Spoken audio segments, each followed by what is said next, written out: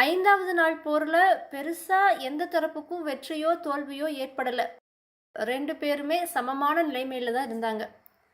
அடுத்ததா 6வது நாள் போர்ல திருஷ்டத்யும்னன் பாண்டவர் படைகள மகர மீன் வடிவமாகவும், பீஷ்மர் கௌரவர் படைகள அன்றில் பறவையுடைய வடிவமாகவும் வகுத்து நிறுத்தியிருந்தாங்க. போர் தொடங்கிய நாளிலிருந்து இது நாள் வரைக்கும் நேருக்கு நேரா போர் புரியாத பீமனும் துரோணரும் 6வது நாள் போறப்ப நேருக்கு நேரா போர் புரிஞ்சாங்க.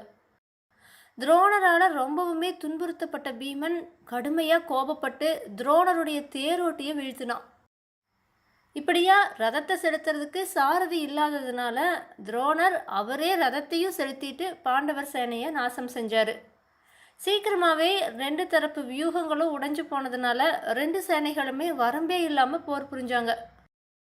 பீமன் கௌரவர் சேனைக்குள்ளே புகுந்து துரியோதனனுடைய சகோதரர்களை தேடி கண்டுபிடிச்சு அவங்கள கொல்லணுன்ட்டு இங்கேயும் அங்கேயும் அலைஞ்சான்.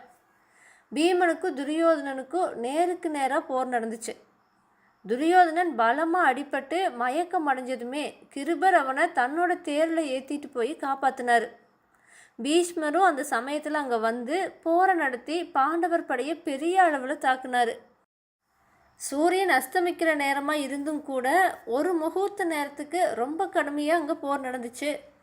பல்லாயிரக்கணக்கில் வீரர்கள் எல்லாம் மாண்டு போனாங்க. அதுக்கப்புறமா தான் போர் நிறுத்தப்பட்டுச்சு. இதுதான் 6வது நாள் போருடைய நிலைமை.